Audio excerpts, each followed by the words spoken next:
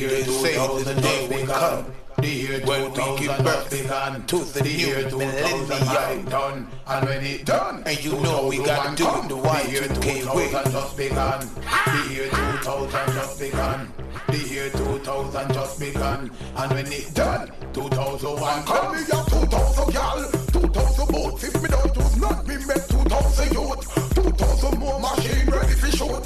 2000 batty boy life get reduced. 2000 fish gun, 2000 star. 2000 buck cat just lose them jaw. 2000 woman down a public a breed. 2000 rape a just lose them seed. 2000 are the highest grade me a smoke. 2000 chalice light and kill the poor. 2000 nation vote for Hillary Clinton. 2000 nation want more Bill Clinton. 2000 tag me fi bite up Linton. Boy him want thief tag me my PlayStation. 2000 Batman go live in a swamp land. 2000 mosquito thing them up one. 2000 fat cat won't get marker. So them run gun feet pants them faster. 2000 father molest them daughter. 2000 mother burn him up with that water. The year 2000 just begun. The year 2000 just begun. The year 2000 might done. And when it done, 2001 come. The year 2000 just begun. The year 2000 just begun. The year 2000 just begun. And when it done, 2001 come.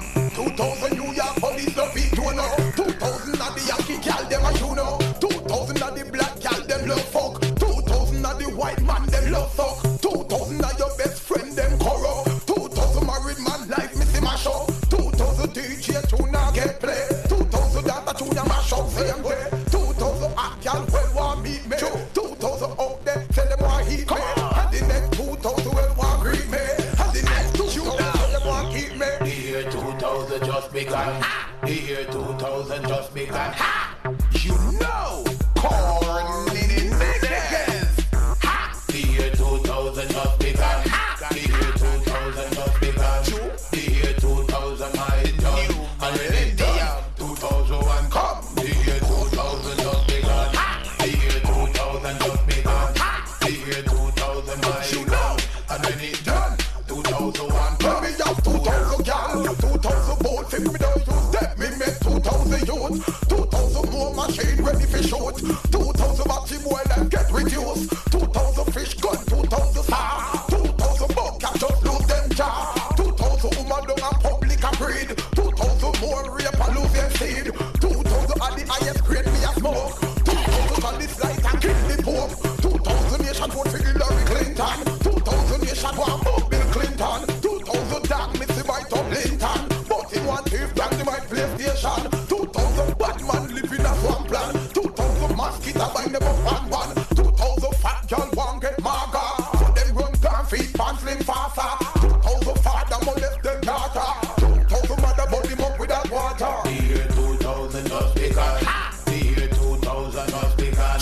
The year 2000 might done. And when it done, 2001 come. The year 2000 just begun. The year 2000 just begun. The year 2000 just begun. And when it done, 2001 come. Who's fucking in? Who's fucking in? Hello.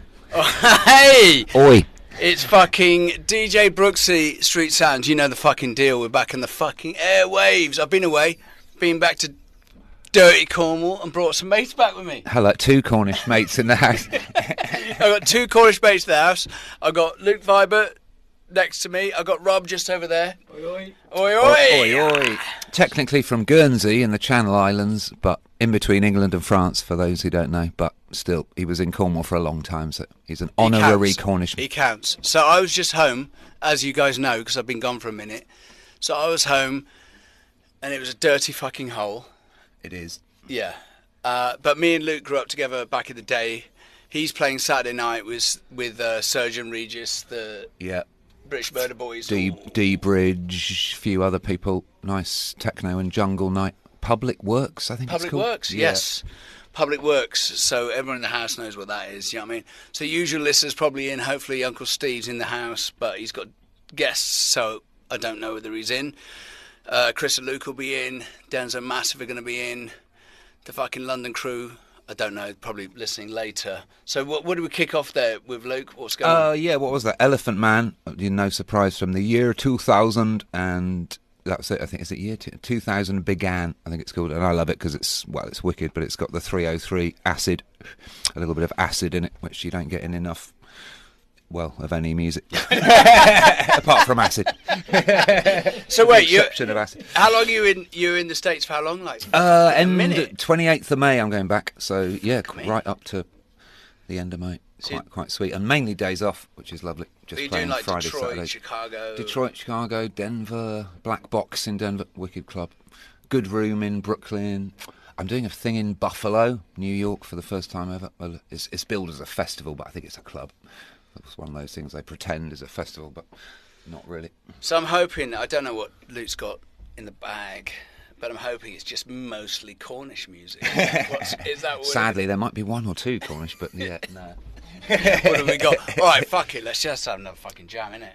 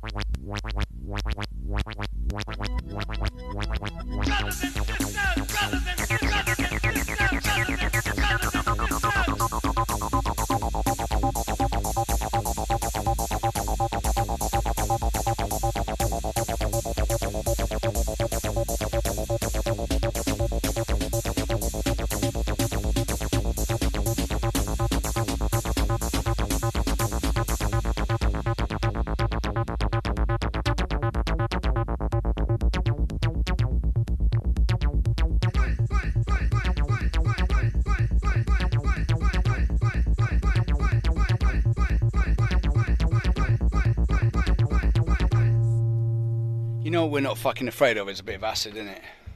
Do you know what I mean? We're not afraid of it. And You shouldn't be. No. Nah. It's good for you. It is good for you. We were just talking about Dance Mania and Trax Records for Chicago. Yeah. I can't remember what label that was on.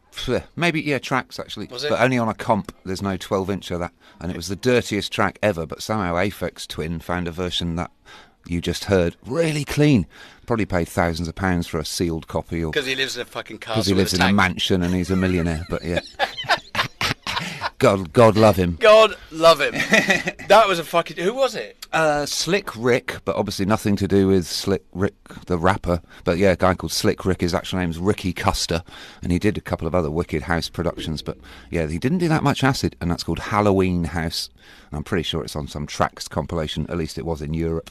That is mad as fuck, isn't it? Oh, mad acid. Yeah, and it kicks shit in a club like oof. So when did you first hear acid? 89, I think, 1989. How? I was a total punk really at that point, but this guy Andrew Chick, I don't know if you ever met him. He went out with Daisy for a bit. He was like, he got into punk shit, and he loved our band that me and you were in, and he did this weird thing one day where I was at his place and he said, look, listen to this kind of shit I used to be into, and played this mad elastic band, futuristic space music, and I was just like, mate, this is fucking mental. But he was thinking it was embarrassing kids' music, and punk was the real adult music, but I was, oh shit, hang on, mate, I'm not sure about that. This is fucking mad. First time I ever heard it. It just sounded like Alien. I think Peely played a bit. But I must have missed it. And a guy called Gerald did a session, but I must have missed that at the time. I missed it because I didn't hear any of that shit till I moved to London in '95 or whatever. I had no fucking even the clue. old acid, yeah. No, yeah, never even heard it in my life. And then,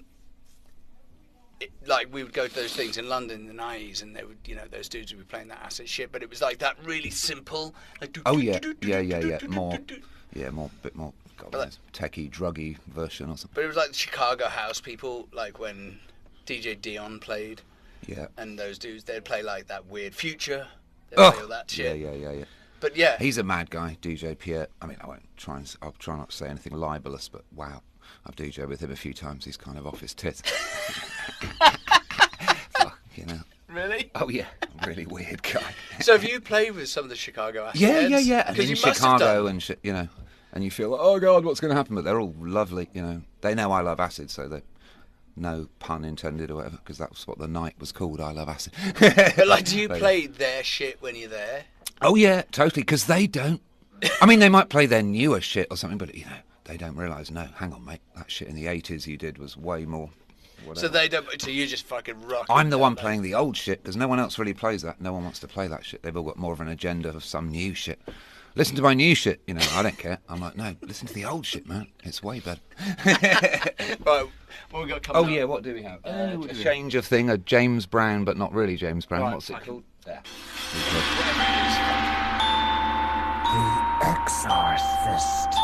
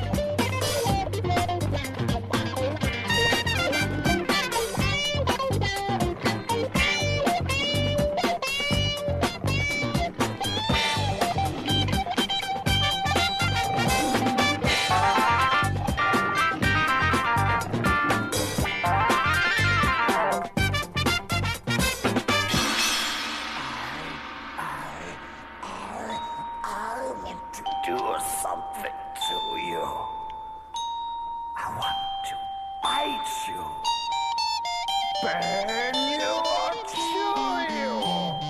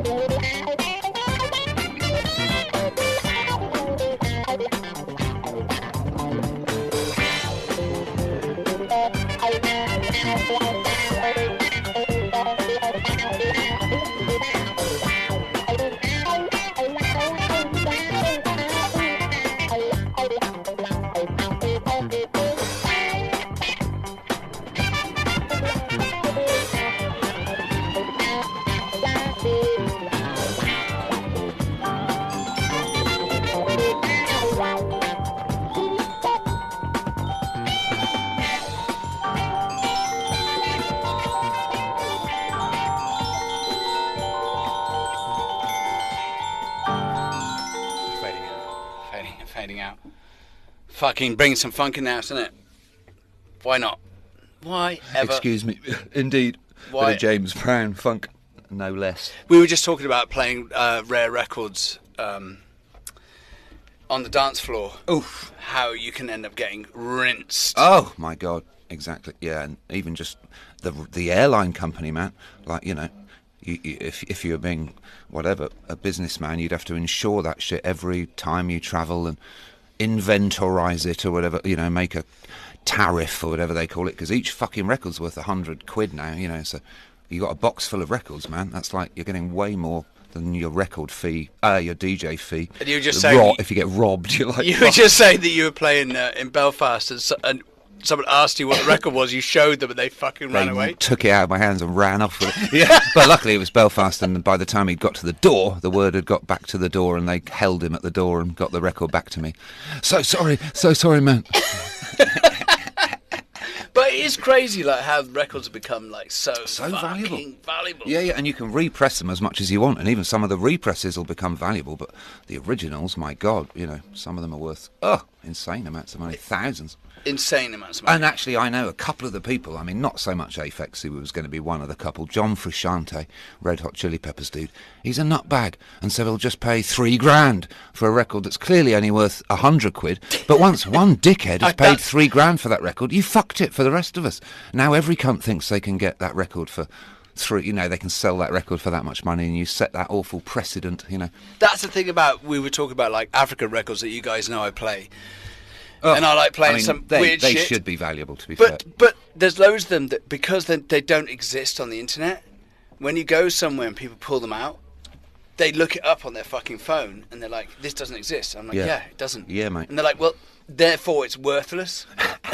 It's actually the opposite, and it will exist, you know. Everything will be catalogued at one point, down to, you know, my stinking underpants from that Thursday afternoon or whatever. But well, at the moment we're still in the slight dark ages of that shit. Well, I'm hoping that when my kids have to go through all my fucking shit, they'll be like, I'm so glad that Teddy Chilambwe single from fucking 1972 is now worth £150.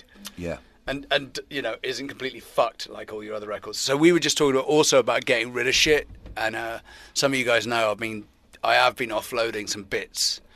And me too. Yeah, the odd bits, but not as much as I should. I know. Well, you've got too many stupid records. You've got a fucking attic full, haven't you? Yeah, my sister gets really annoyed because we share the house, and, you know, she'd like a little bit of that attic. It's like, nah, sorry, that's the vinyl attic, mate.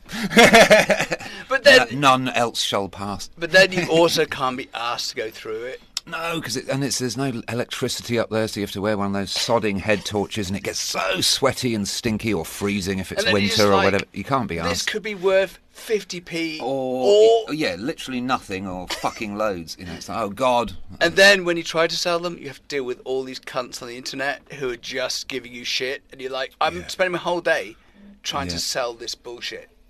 Which is now what I've been doing. And I can't be that person, like, you know, maybe some people would be really clever and would go up for like an hour a day, and of course I could do that because I don't have a proper day job or anything, and just do it little bit by bit, but I'm not that kind of guy, you know. I'm like all or nothing, so sometime I'm going to bitch it out, and my son was up for it with me, you know, but then he couldn't come because of some other reason, but I was going to do it recently with my son. He was like, no, come on, I'll go up with you and we'll fucking work it out, we'll work out what's shit and what's good and blah blah blah. But maybe I need that as well, bit of a kick up the arse. You're not going to do it.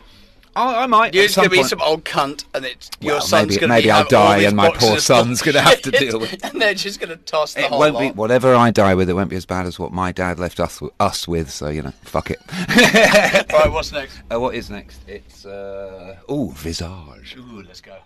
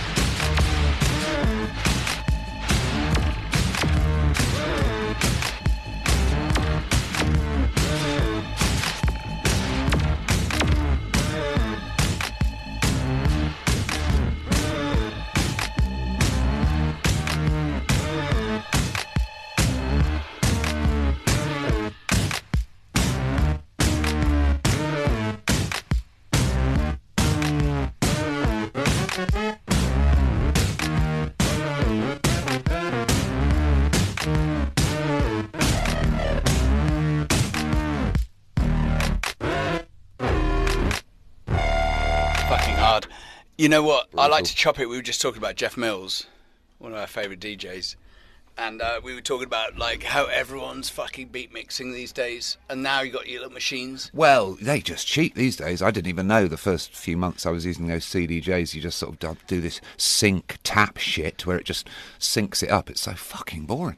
It's much better to be a bit out of time and live and funky, you know. Well, Mills used to just literally smash them in. just bang that track in, and then he would just work. I mean, it to be out. fair, they were rough. You know, he was always roughly in the same. Oh shit! He only had to adjust it a bit. I know, but it was wasn't like pretty playing raw hip when he hop came to in. house or something. It was, but yeah. but it was, it was lush and live. Yeah. and like his Completely. Wizard sets were mad. Yeah, as well. I only got them on cassette, obviously, but they were crazy. Yeah. I mean, it was a bit like Latin Rascals. They were like the first doing that.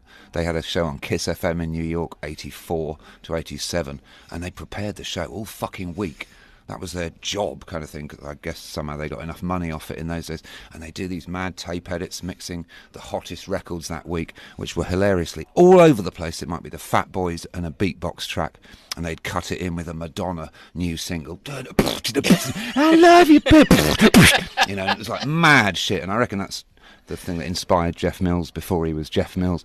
Crazy fucking radio shit. Like So mad we were just edits. talking about that track you just played, Visage, which were 1979. English ponces, right? Arty, middle class twats. English ponces. Yeah. And they went on to be quite successful with a completely different sound. Oh, fade to grey. That's right. So someone, obviously, they put that out, and someone's like, mate, you cannot. Yeah, come on, mate. No one's buying this shit. This is fucking shit. Yeah. But you were saying that people in Detroit were like, oh, we fucked Oh, them. of course. Yeah, they were just freaked out. Yeah, that and, I don't know, even like early Depeche Mode and God knows what. Yeah, it did really well on some tiny, like, underground black gay maybe market or whatever, but no white person in it ever cared about it. In England, they literally did not give a shit. Because all those, like, Ultravox first albums, sick. And Yeah. they totally changed because someone's like, mate, you can't do this. Yeah. I mean, also, what happened with them, matey fucked off, didn't he? You know, mad boy. Midge. John Fox. Oh, well, John they got Fox. Midge in when John Fox was the more punky, crazy guy, you know, and they were like, I think they kicked him out and were like, let's get, you know, a bit more poppy or some shit. Well, they did quite well off it, didn't Oh, they, God. in fairness. Oh, yeah. So, you know. Oh, they were still all right. So we were also Even as talking a pop about band. when we were kids. Me and Luke were at school together, and I didn't realise till recently that he was going to these fucking like Terence Trent D'Arby. Oh, yeah. Funky gigs. like Prince. I mean, you must know I about know, Prince. no. You love Prince. Yeah. Always love Prince.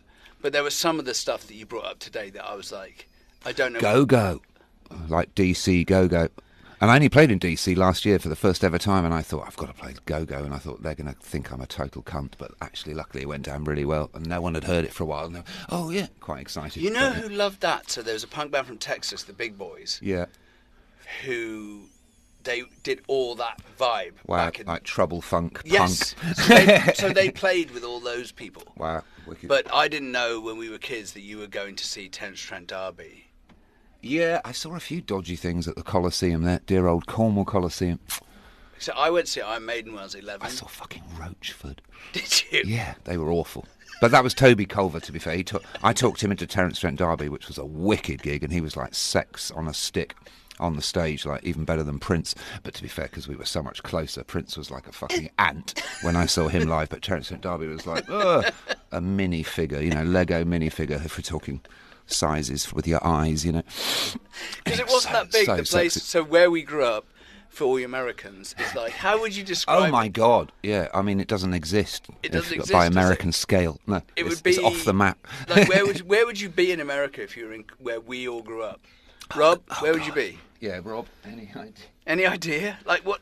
Because it's not the Midwest, right? Because it isn't. Well, because England's so tiny, you're not that far from anything. Some weird off. Yeah, but you're still close to something that's Yeah. good. There's coastline and agriculture. I mean, yeah, it's beautiful. So we grew up in the Oh Little yeah, it's a Foot. beautiful It's place. a beautiful place, Yeah, but yeah. like culturally, And it's got its own climate. It's got like a microclimate where Yeah. it's much warmer than the rest of the UK. But it's about the only good things going for it, the beauty and the climate. But in the 80s, you obviously pre-internet and all that, like getting music or culture was impossible. We may as well be in the fucking Alaska. And it was also like obviously amazing for mining, and so all my first mates I made, their dads were miners, and all the mines were then shut down, and so it was, it was rough when we were growing up. There were no jobs. My dad was a teacher, same as sort of Tim's in a way, so our dads were okay, but so many of my friends' families were fucked because they had no work, so it was a rough ass. But for us to find sort of music and culture was so difficult.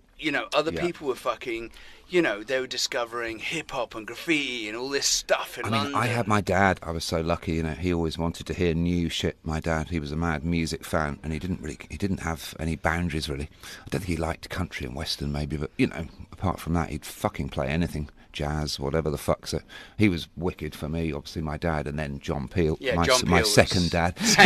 my second dad. So we discovered all, but we weren't like around the culture. Like you weren't going to school with all these people going like fucking, check this sick shit, because there was just a bunch of dorks. Well, to be fair, we were at this awful boys' school, and the height of class or whatever would be like a band like Poison or something. Those metal hair, makeup. Even like Striper, like Christian fucking rock metal, that was like the coolest thing. It was like, oh, come on, guys. Or Jean-Michel Jarre on the other side, some awful soulless electronic music. But then there'd be some weird kid, like the guy from Global Communications. Oh, Tom Middleton. Tom Middleton was a year above us. Yeah. His dad, Ian Middleton, was also taught at Tech. So I grew up with him, actually. We never really got on. Tom Middleton, and I still think he's a twat. But he's a nice twat, he's a friendly twat. He's not vicious or anything. But man, to be fair, that's Mark Pritchard. He's a fucking genius. Yeah, he was his partner, but same as Tom worked with other people. He's a bit like Goldie. No offence, Goldie, and no offence, Goldie fans, but they don't really make their own fucking music. They wouldn't know what to do, so they get someone who can make music, and then say, why don't you do this, or this would be a good idea, but up your arse, that's not actually making music, There's loads of people like that. Right. And Rob Playford made Goldie's tracks. Right. Everyone fucking knows that, because he made them. But Goldie had the wicked ideas. No one else could have made those tracks, but, still, they didn't make the fucking tracks. But anyway, Tom Middleton was in our school, but he did... Massive Prince fan. So Massive Prince we fan, went to see Prince, as was Grant. I remember him coming to school with, like, a big beatbox tape player, which I'd never seen. No, my dad had one, hilariously, but he never let me use it. Right, do you remember? Like, I remember coming to school, it was such a big deal, That bastard Nick Hutton had one once as well, and do you remember how much we used to hate Nick Hutton? Yes, of course. Because he was so good looking and had loads of stuff. We were like, ugh, he was that guy, Our also problem was we also didn't have any stuff. And we weren't that good looking. So we struggled through it. Yeah. And we definitely muddled through. We were talking about the band. The music me and Luke made, we didn't know what real hip-hop was. Oh, God, no. That was our first thing, trying to copy the Beastie Boys. We sort of... we were the bastard boys, by the way. So we tried, but we didn't... There's no internet. There was no one to go. Also, there was no town to go to where there's some cooler person going, oh, this is actually what it's supposed to be? No. We had no fucking idea. And I like to think, looking back, we were about as cool as bloody dear old Cornwall got, because it was so far behind the times and uncool and fucking redneck or whatever, Looking at the stuff, going into, when we were in our band, we look back at it and we're just like cringing because we were so far behind.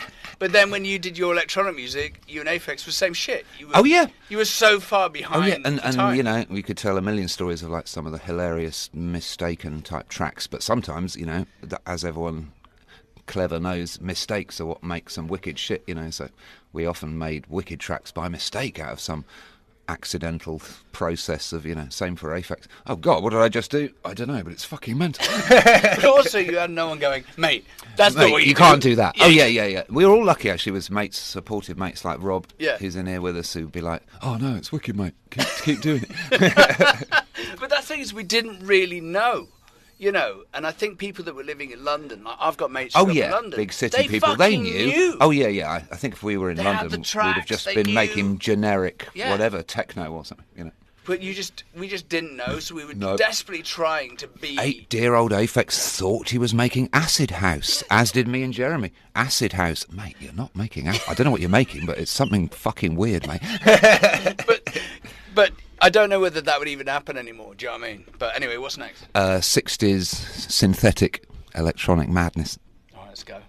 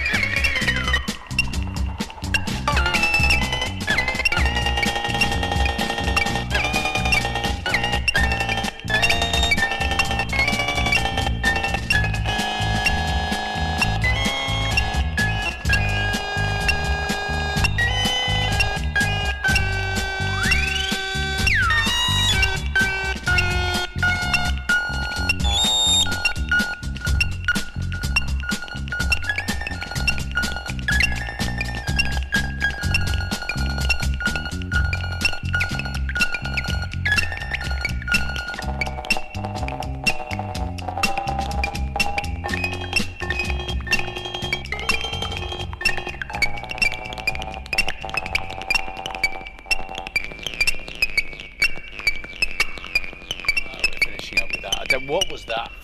Bone Dry by John Eaton. One of those mad records I fluked buying in America on a little 45, and then 10 years after I bought it, Aphex said, "Oh, I've been looking for this record," and it was that bloody record, and I was like, "Oh mate, I've got that," and he was like, "No you haven't, no one's got that," and it is one of them. There were like 3 copies or something, you know, and somehow I found one in fucking, Well, maybe no near one- here I think, no San one Fran wants somewhere. it. No one wanted it in the 90s.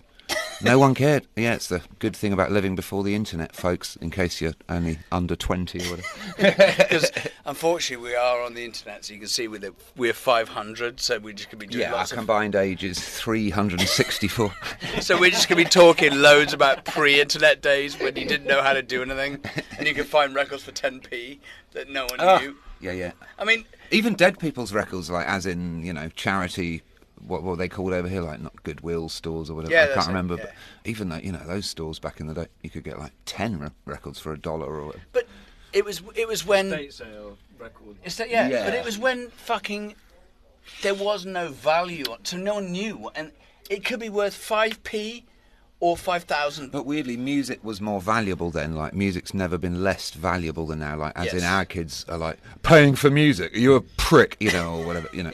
No one actually thinks music's worth anything now. No. Apart from sort of collectory bods, but, you know, But it's always just some that's a bit nerd. sad. Like, we all knew music was worth something back in the day, even though we'd be finding shitting brilliant bargains, but we still knew you had to pay for music. But We'd have the thing where it was like, sorry to be boring old cunts, but like, you know, you'd tape you'd get a tape, and I'd be like, "Fucking tape me that fucking tape." Oh yeah, And then, yeah. You know what I mean? And Oh that's yeah, the only way if you could to save get the money. shit. God, yeah. Like. Oh yeah. And then it would go round. Everyone in school would get that. I mean, that's how we first heard Aphex Twin, you know, because some person knew that me and Jez were making music, or even maybe before that, actually, when I was just starting to DJ. I can't remember this guy, Paul Kelly. I don't know if you remember him. Yeah. I was like, have you heard? He had a cassette of this mad kid from Lana's music, you know. Was he from Lana? Lana, yeah, Aphex was from Lana. Yeah, Jesus. not born actually, he's born in Ireland, but always brought up in fucking Lana, which is such a tiny I mean, dear Red Ruth shithole is a little- shithole. and Lana's outside Red Ruth.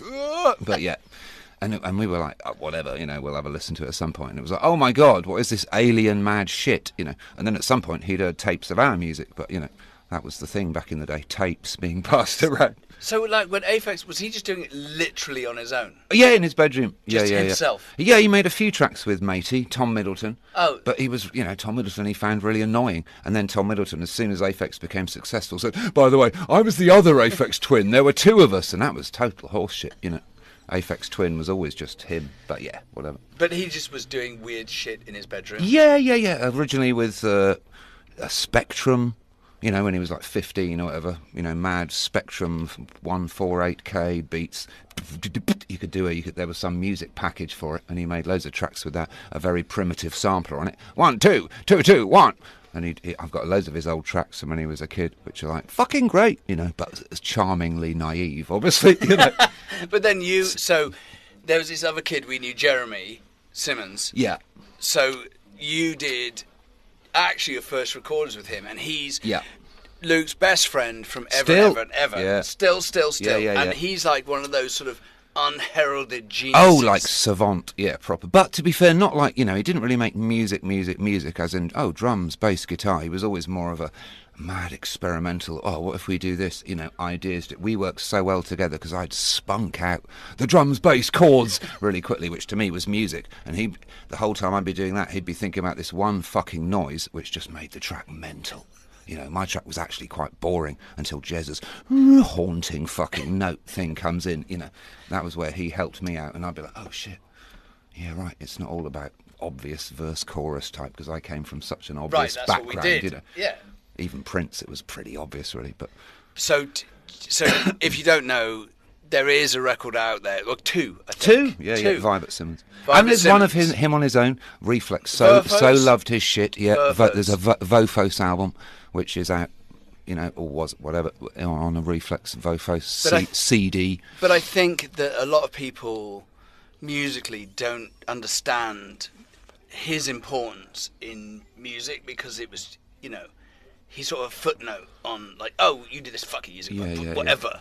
But he's still quite an influence. Well, on I mean, even if it's only fans of me and Aphex, you know, me and Aphex would be very different if it wasn't for Jeremy's whatever, you know, mad vision or whatever. So yeah, I'd obviously have to agree with that personally.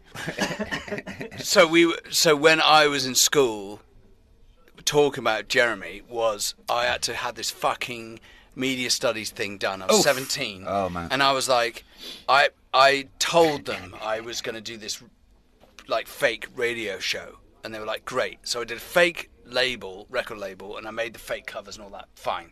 And then I was like, oh no, I'm doing a radio show. And then they were like, okay, we have to hit him on a Wednesday. And so I called Luke on Monday and we're like, I need to literally do this. And I just knew that him and Jeremy had all this shit in his fucking drum place. machines, keyboards, 4-track tape recorder, And we went and made microphone. And we went and in one night made an entire To like make entire radio quite station. a few tracks, radio stations, yeah, Like It was jingles jingles, fake, Yeah. fake shit, obviously. So that was like my first time I saw you doing that shit. It was mad. We did it Wicked. one night, hand it in, passed. Yeah. Look at me now. You passed. You did well. Look at me now. It even helped me and Jez, because we got to do loads of different kind of shit we wouldn't normally do. I know. Well, all right, let's go.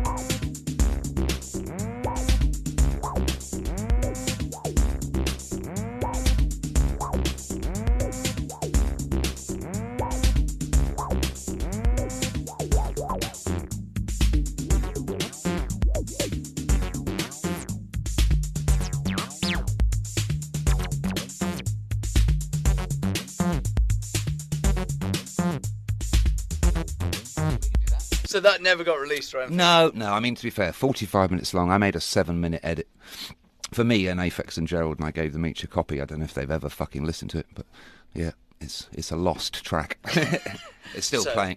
It'll be playing for days. It is still playing in the background for all the listeners out there. It's now stopped.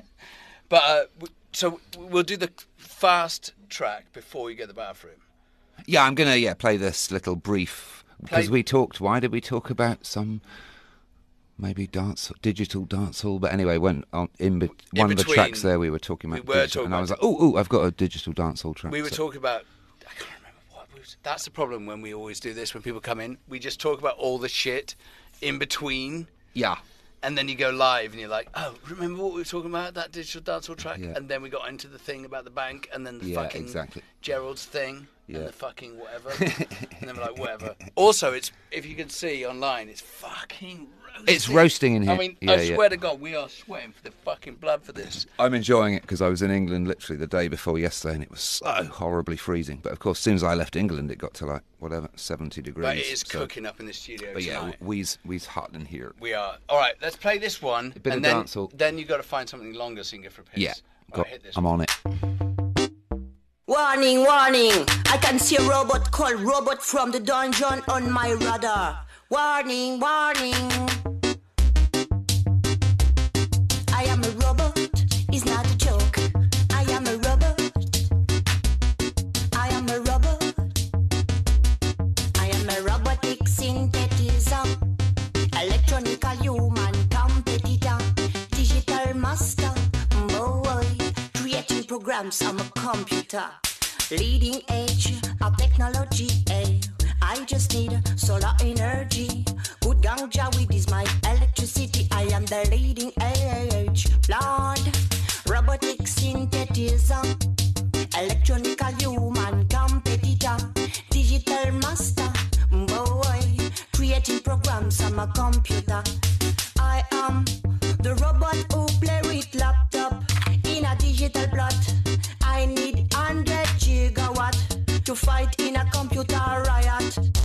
Pretty loops for is my weapon for sure.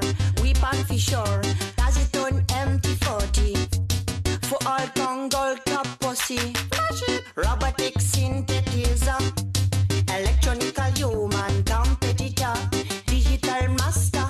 Boy, creating programs on my computer.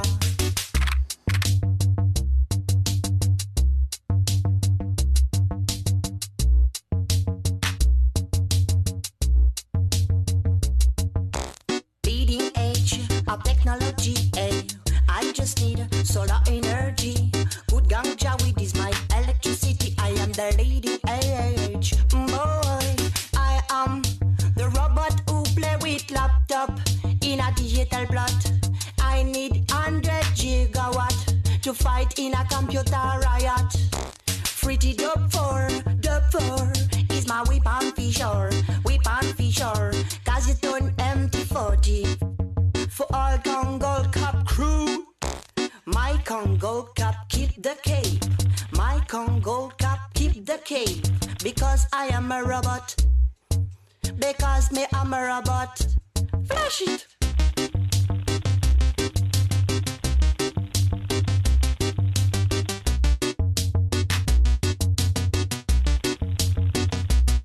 I am a robotic synthetizer. Electronical human competitor. Digital master. Boy, creating programs on a computer. I am the robot who play with laptop in a digital plot. I need 100 gigawatt to fight in a computer riot. Flash it. Oh, we're back. We're back. Again, we were talking about digital dancehall, which I, as you hardcore listeners know, I'm a fan of. And when we got into, when I got into like reggae and Jamaican music. Well, dear old Jeremy, our first Jeremy before Jeremy Simmons. Yes. What Jeremy? Jeremy Crook. Crook, yeah. Yeah, Jeremy Crook was Maccabee. Maccabee. Baked bean on egg. Baked bean on egg with 2 slices of thin sliced bread or whatever. That's So it. he fancied himself as the Cornish Bob Marley. Yeah, I mean, he was as close as you get, to be fair. He wasn't white, I should add. I mean, he was half white, but But he did fancy. But that was my Bob Marley, bit of Peter Tosh. Do you know what I mean? Yeah, We're about yeah. that fine. You Yeah, know what I mean? But I didn't really get into actual Jamaican music. I mean, I like to pretend I was 14, but I was 24. And my mate Doogie, One Love, he started playing me all the late 60s stuff, Rocksteady and all that. Yeah, I mean, we'd heard some shit. Obviously, like, well, maybe you haven't, but my dad had a like, you know, more obvious Desmond Decker-y type ska shit, you know. Sort of. But, you know, it wasn't that similar to the mad dub or whatever the fuck. So, yeah, he turned me onto that, and we were into, like, skinhead music, punk music and skinhead music. So we'd go to these Northern Soul nights and skinhead nights, and both me and him were like, no, we only like 60s. That's it. Yeah, we yeah, won't yeah. fuck with anything. And then we started getting into a bit of, like, the DJs and then the roots stuff, and we're like, no, we could do that. We won't touch fucking 80s. Not touching it. Yeah, yeah, yeah. And then Fuck the 80s. And then next thing you know, we're into fucking digital dancehall, which I was like that with library music as well, because you could be so choosy back in the 90s. And when I say library music, I mean like production music that was made not for like commercial release, just to be used in films and shit. But they still pressed up like 500 copies or something, maybe, because they were mad cunts, and that was an easy way to spread it around. And you could buy that shit because people just gave it away. And it was really cheap in the 90s, and we were so choosy. Yeah, of course 60s, of course 70s, 80s. You fucking joking, mate? And of course some of that shit's amazing. But mad that's like shit. this, what you just like played. early computer shit, you know, fucking amazing. Like the digital dancehall, if you had played me that then, I'd be like, fuck off, mate. Yeah, yeah, of course. But it sounds so good. Yeah. And So, like, I love that electronic stroke human interface in it. That's fucking It's great. almost- Man and machine. it's always when it becomes more digital, it's even better now. It's like, Of course. Oh, yeah. The more digital and the more, like, humanly shit the lyrics are. It's like, oh, it's such a wicked combination. Keith Chegwin's brother's done some mad record. Shut up. And when I say, you know, has done, it was years ago. It was like late 70s, early 80s. Can't remember the fucking name. And if we had my laptop, which, by the way, I left in JFK Airport yesterday, folks, like a prick, So I'm using- I'd play it. And literally using a laptop from like Oh, 1984. God. So long ago. Yeah. I thought mine was old. No. But we did have a bit of a scare when we had a laptop loss. But yeah. But yeah, some Keith Chegwin brother, it's like he's trying to sing from the perspective of a computer. And he's trying to affect a sort of androidy type voice. I can't quite remember, but it's a really freaky 7-inch record, you know. And I only bought it because it was called The Computer Did by, and I didn't know it was Keith Chegwin's fucking older brother at the time that I bought it. By the way, That's American a terrible listeners, you 80s won't know English who person. you won't know who Keith Chegwin is. No. Was he Tiswas? No. Swap Shop. Swap Shop. Yeah, anyway, Other he was shit, just some yeah. 80s twat that we Yeah. grew up with. He also had a breakdown, like an early breakdown on one of the very first reality shows. It was in the fucking 90s. It was even before, like, Big Brother. It was like 96, some early reality show on Channel 4 that I've now forgotten. And he had a breakdown, like, live on air. Which, you know, you couldn't do that shit these days. Those things were live back in the day, before too many people killed themselves and whatnot. But yeah, good memory. So if you have a second, Google Keith Chegwin, because I literally Chegwin. have not thought about that cunt. Derek, Keith, and no, hang on. Keith Chegwin. So what's his brother doing now, do you think? Oh, my God. I wouldn't know. But, you know, wasn't his sister Janice Long? We used to call her Janice Length. I think Keith Chegwin and Janice Shut up. Long were No. sisters. I think so. Yeah, no. that she made up her name. She was actually Janice Chegwin. No. Look at the heads. No. Same fucking incest No. head. No. Have we got internet? I'll Google that shit. Well, you get the bathroom, we'll play the track. I'm all right, actually. The piss has gone. Has it? Janice Long, Keith Chegwin. I'm just So writing there's there no two way names. Janice Long. Janice Long, Keith Chegwin. It comes up immediately. They must have been related. It's going to tell us. Is Janice Long related to Keith Chegwin? Oh. Hang on. So I don't No, think. I don't no, think see, I don't think so. You just fucking made that up. I must have made that up. Fucking hell. Oh, DJ Janice Long. It's his elder sister. Shut up. Chegwin. No. Yes. Yes. Oh my God. His older fucking sister, man. my We used to God. call her Janice Length because, like, you know, length is your... For the girls listening. Oh, fucking hell. What's next? Ed Rush, The Force is Electric. Ooh.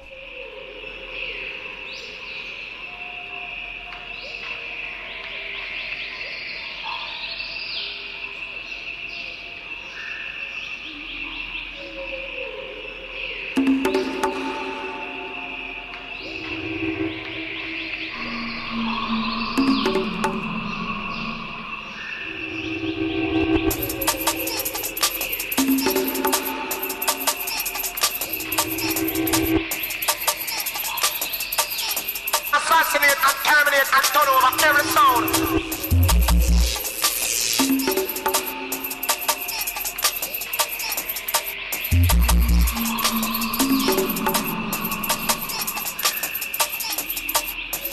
Well,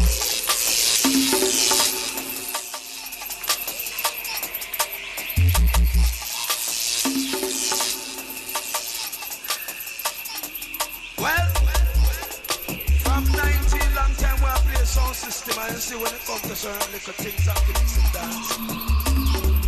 Dominating wherever we go because the force is electric.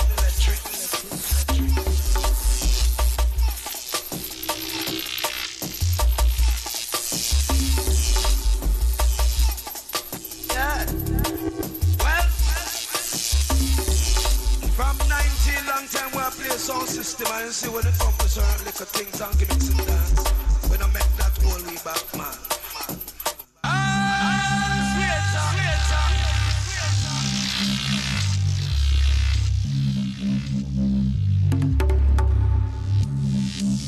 The force is electric.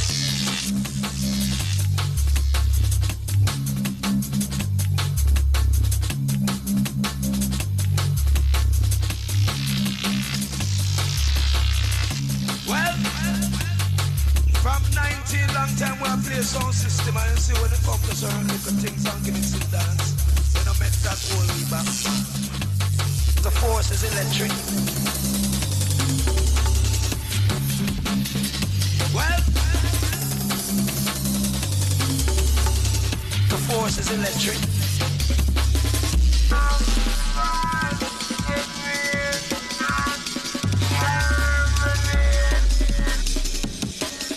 Well, the force is electric.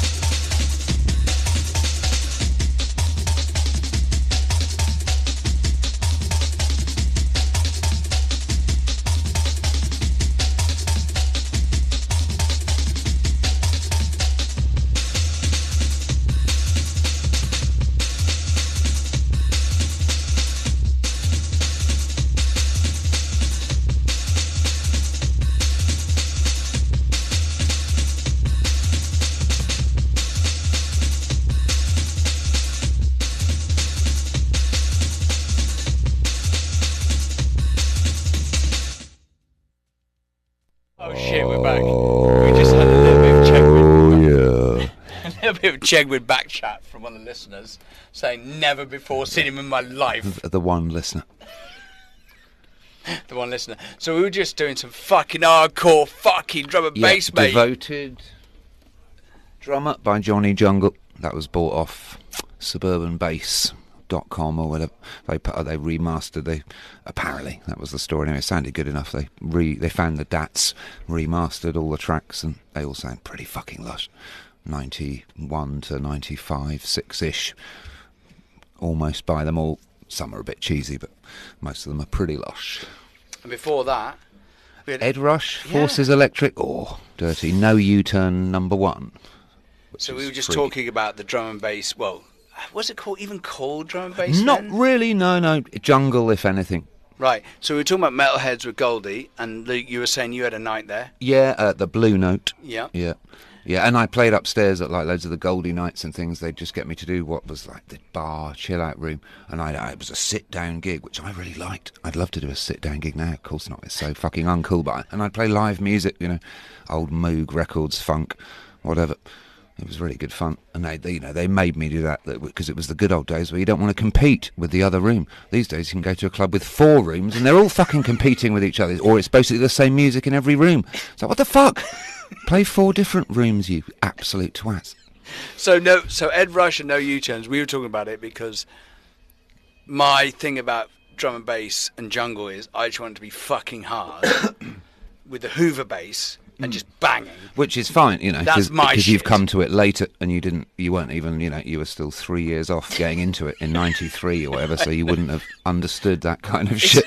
Exactly. I didn't. I was like, what the fuck's happening? So I had no fucking clue. So I just wanted it to basically be techno with a few more beats in between. Yeah, and it kind of hard. fucking was It for was, a while, yeah. and then it got then even more kind of cheesy, or it got weirdly whatever, almost more like big beat or something, and a bit cheesy, or you went down the LTJ Bookham liquid. That's what I hated. More sexy or some shit. So Rob was saying that that LTJ Bookham was the resident DJ at his college, and obviously. I love Bookham, but he not after 96 or something. But it was just so liquid, man.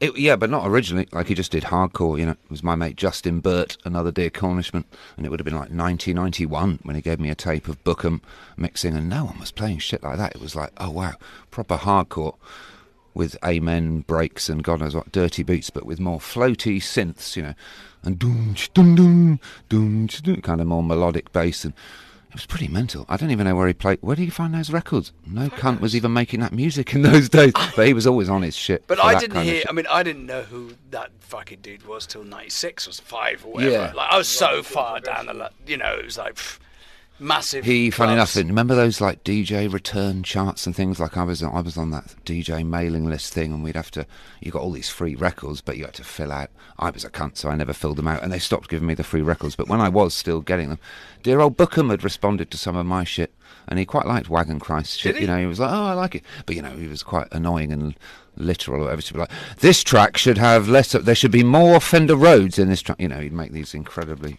Whatever weird specific observations. You're like, just say it's good, mate. Shut the fuck up. So anyway, I do like Ed Rush a lot, so that was a good hit for me. That was a big hit for me. And the No U-Turns is a fucking jammer. Yeah. We are fucking dying in it. We are hot. It's so fucking hot. Jesus Christ, we're killing a man here. We're absolutely killing a man. Also, we just got a listener right in and said about the Keith Chegwin section. Said, never seen it before in my fucking life. Fair dues. Yeah. So, fair. We are in San Francisco, and he was an 80s English. minor. Yeah. Even by the 1990s, he disappeared off TV screen. So it is a deep cut. All right, what we got coming up? Indian music. All right, let's go with that.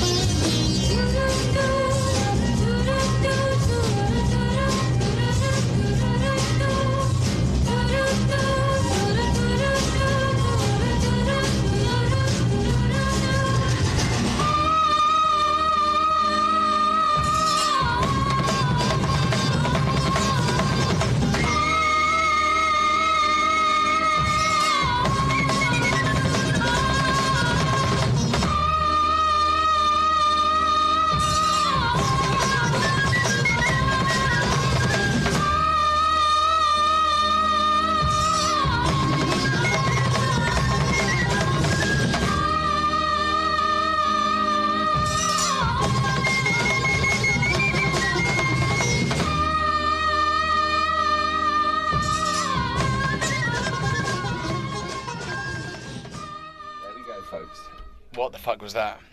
Ananda Shankar. I used to think it was Ravi's son, but it's actually not. He was almost his nephew. We almost got into a literally. Oh yeah, we almost killed fight. each other. Because I was like, no. Actually. I mean, Brian, our friend who's put on this tour, he works with Anushka Shankar, who is definitely Ravi's daughter. She's cool as hell. We went to her gig last time I came out, and she insisted I wait backstage and meet her, and it was like, oh God, I get embarrassed at those things, but she was so lovely, so it was good. So anyway, I was probably, well, not probably, I was wrong, because I was like, oh, yeah, Ravi Shankar's son did those fucking, and he's like, no, it's his That fucking... was that dude. Yeah, and that was the album before, funny enough, those, although it came out on a 12-inch, can you imagine, in the, 80s, there was because those two tracks were so mad. I mean, they were made in 69, 70 or something, but it got big on the underground scene. You couldn't find the Indian records. Some entrepreneur dude pressed them up, the two wicked dancey tracks off the album, A-side and B-side, on a full 12-inch, and I do have it at home. It's just so loud. I used to play it out in the 90s, That is if people are being a bit dicks, right, fuck, I'll put the fucking Ananda Shankar record on. Check this out. It is fucking mad, and we were wondering why he's got his fucking shoot. We are literally cooking there, possibly because of the fucking tracks, mate. Yes, hot music. Probably because of the fucking hot tracks. So, what we got next? Dan? Blaps Posse for our dear friend Rob. Don't hold back. All right.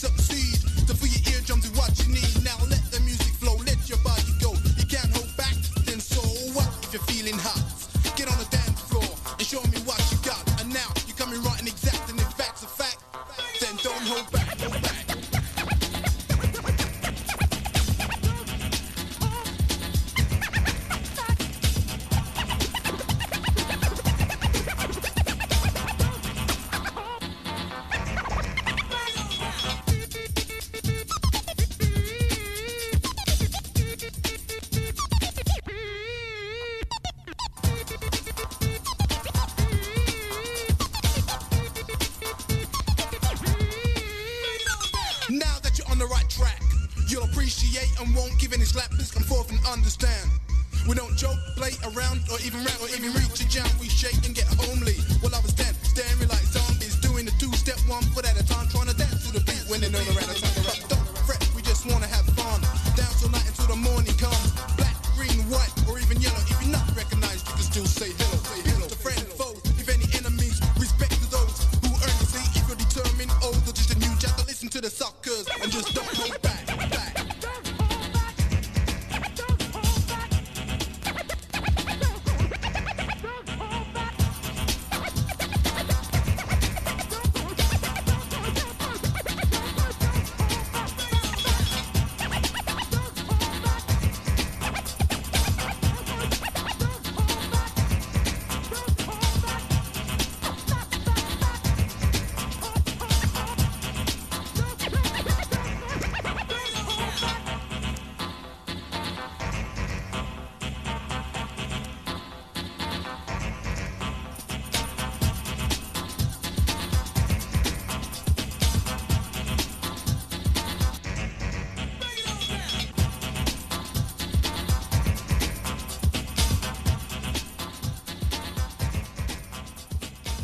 Fuck me. Rob, what the fuck was that one? Blaps in the house. Blaps Posse. Don't hold back on their own record label. All their shit's amazing. Blaps Posse. We saw them live where? Penventon. We saw them live. Penventon That band. Hotel. And that was the first time we ever knew about aliases. Like, there was this flyer and it said Blaps Posse, Dynamic Governors, Untouchables, Epitome of Hype, and more names. It's all the same two cunts. Same two fucking white guys from Essex. We didn't know. We were like, this is such a rip-off. And then we were like, oh, no, fuck. These two cunts made all this fucking music. Ladies with an attitude. And they'd sampled Madonna, but they had this fucking white bitch from Essex doing Ladies with an attitude or something. It was like, it was amazing. That song is a fucking cooker, though. An absolute, like, that is a dance floor I love banger. fast breaks. I mean, not fast like now fast, but, you know, in that time, rapping over whatever, 123 BPM or whatever that is, was like, oh, shit. This is fast, you know, somehow. But That yeah, is a cooker, and that's a big favour, Rob here. oh big, yeah, a big classic. fave. Me and Rob both first time we heard it was at this guy called Paul Guntrip, who sadly got killed in a fucking car accident. One of those DJ stories where at least it's not drugs, but in a way it's worse. You know, like Chemistry and Storm. So it was a car that's accident right. as well. You know, for a freak accident or whatever. But he used to come down from London and play in this club in Cornwall, and he'd mix in like that track, like. That track would come out of a quite sexy sort of house track with like a 4/4 beat and boom, boom, boom, and then suddenly you'd hear this shit mixed in on top, and it was like, oh, what the fuck? Oh my god, you know. So that really opened our ears. Yeah, back in the day. that's still, you still drop that one in the. Still play that, yeah. Almost not every gig, but you know, every other gig, let's say, That is a or fucking- 1 in 3. That's a cooker. Let's quickly talk about Saturday. So Saturday, Public Works, Yeah. you, and do you know Surgeon and those guys? Yeah, I mean, there's a Regis? techno room which I haven't bothered looking into much because I'm not going to go into it. Of course, I know Surgeon and Regis, and I did look at once a few weeks ago at the other people, but I can only really remember my room, which is the Jungle Room, which was Tim Reaper, D Bridge, you know. I'm playing an Amen Andrews set, which will just be more like Right, it's old jungle. Mothbot, Rennie, D Bridge, Tim Reaper. Back to back with Deward. On the other side is, so it doesn't say, so it's Wanja, Kia, Ski Mask, Shed. Ski Mask, yeah. Yeah. I forgot about him. I remember him. But weirdly, it says Surgeon live. Oh, has it changed from Surgeon and Well, Regis? I don't know, but it says Surgeon instead of Surgeon British and Murder Regis. Boys, Yeah, which well, is at one point it Surgeon said and Regis. Surgeon and Regis. Yes. Maybe Regis didn't get his visa. But it would be essentially it'll be the same shit, won't it? Yeah. Surgeon Proper Regis. heads down techno Just business. fucking hard, weird shit. Yeah. So that's Public Works, which is actually a really great club, just down the street. Quality. Yeah, quality sounds. So Luke's playing last, I believe. Yeah, I think I am. Yeah, I mean, I haven't had the official word yet, but yeah, we've been given the nod that I'm on at the arse end of the night, which is fine So- by me. You can just stay in bed, have your nap. And then go out. And then go out. Yeah. All right, let's get some more fucking Let's have a bit tunes. of acid, mate. Yeah, let's go.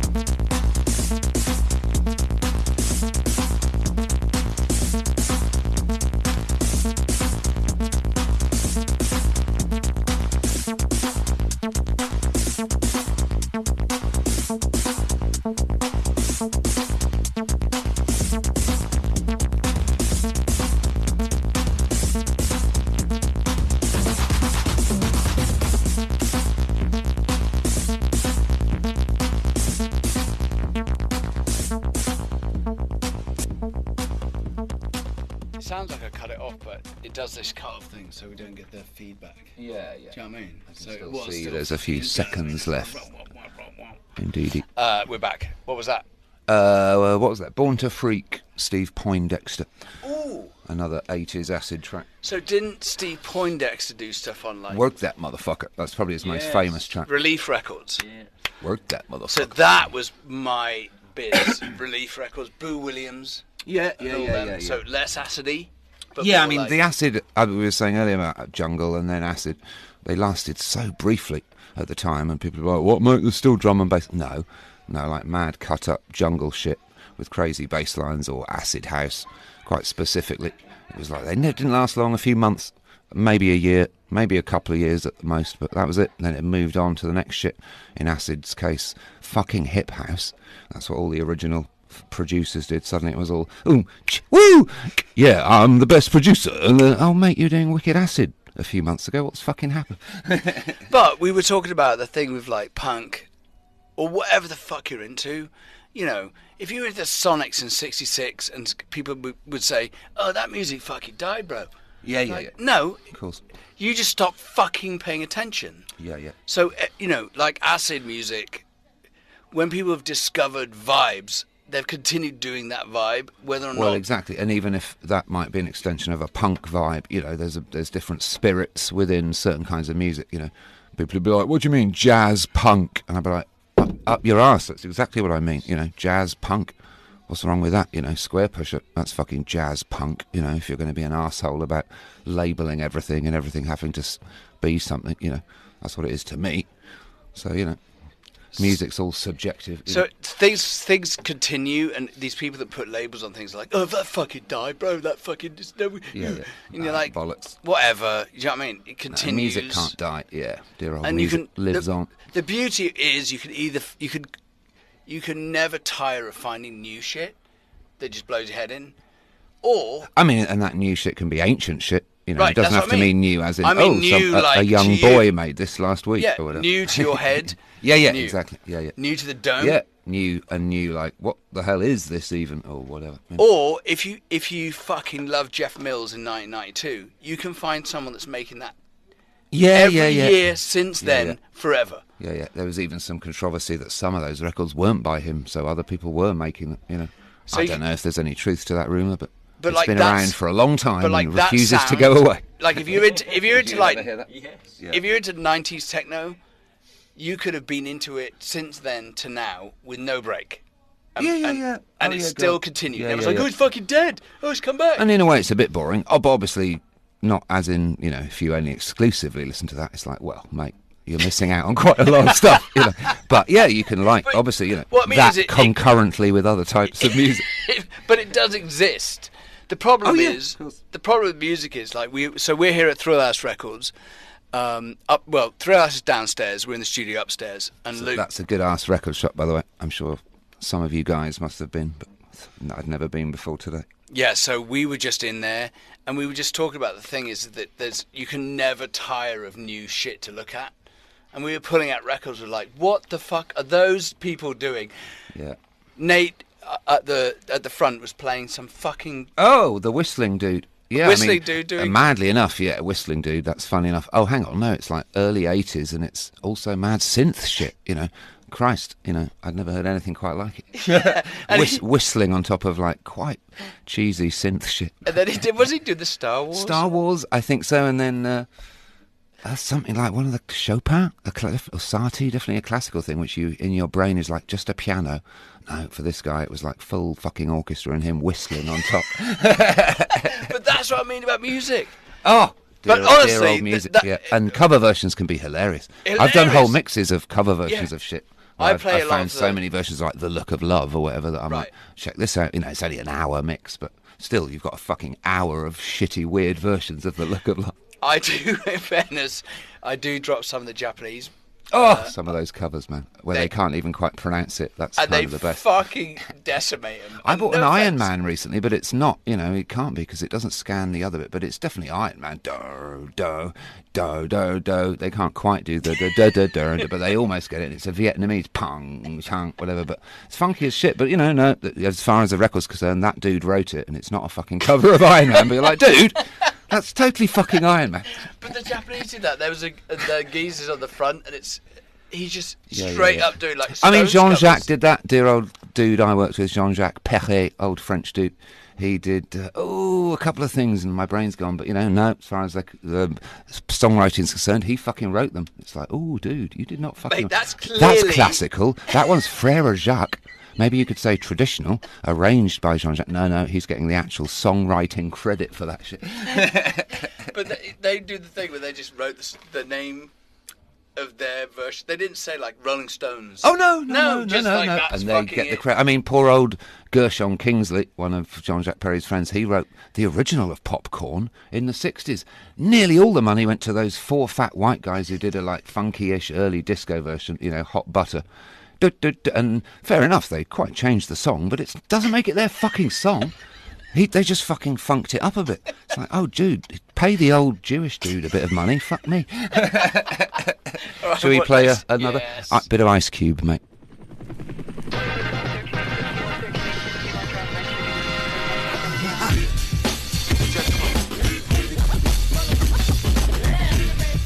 America's most wanted. Don't try to apprehend it.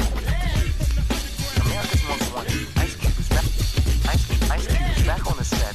Don't try to apprehend it. Ice Cube with the lynch mob. I got it going on. A nigga that's living in the city of the criminal zone. One time can't keep the law in order, cause everybody's going crazy for a quarter. You tuned in to the #1 crew in the area. The way I'm talking, I'm staring you, I'm daring you. To raise hell and bell and brag and sag, but be down for your flag. Cause if you win, so you ain't a gangbanger. Keep one in the chamber, cause you'll get them things put on your son. Ice Cube has got the 411. All the old school house fellas are crooks, so I get jealous looks. They keep thinking that my head grow. When the boys in the hood have to beat down Ice Cube, hell no. I said it so you see it's okay. I keep my 9 anyway. For the day, one of my homies wanna squab, I'm still rolling with the lynch mob. Them the motherfuckers who don't motherfuckers.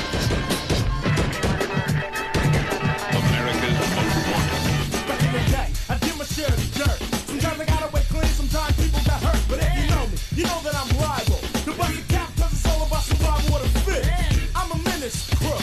I did so much dirt, I need to be in the Guinness book. From the shit I took, some people, I reap on your best big jet. Back to the criminal set.